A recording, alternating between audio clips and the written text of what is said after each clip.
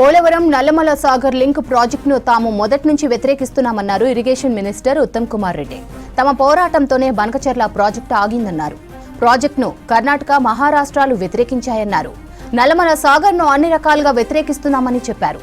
ఇప్పుడు సుప్రీంకోర్టులోనూ పిటిషన్ వేశామన్నారు. వచ్చే సోమవారం దీనిపై విచారణ జరుగుతుందన్నారు. రిట్ కాకుండా సూట్ ఫార్మాట్లో రమ్మని సీజే తెలిపారు.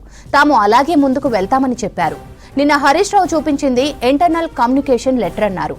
సిడబ్ల్యూసీ తమకు డిసెంబర్ 4న లెటర్ రాసిందని ఉత్తమ్ చిట్చాట్లో తెలిపారు.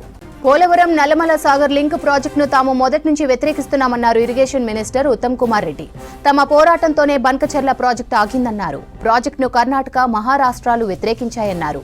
నల్లమల సాగర్ను అన్ని రకాలుగా వ్యతిరేకిస్తున్నామని చెప్పారు. ఇప్పుడు సుప్రీంకోర్టులోనూ పిటిషన్ వేశామన్నారు. వచ్చే సోమవారం దీనిపై విచారణ జరుగుతుందన్నారు. రిట్ కాకుండా సూట్ ఫార్మాట్లో రమ్మని సీజే తెలిపారు. తాము అలాగే ముందుకు వెళ్తామని చెప్పారు. నిన్న హరీష్ రావు చూపించింది ఇంటర్నల్ కమ్యూనికేషన్ లెటర్ అన్నారు. సిడబ్ల్యూసీ తమకు డిసెంబర్ 4న లెటర్ రాసిందని ఉత్తమ్ చిట్చాట్లో తెలిపారు.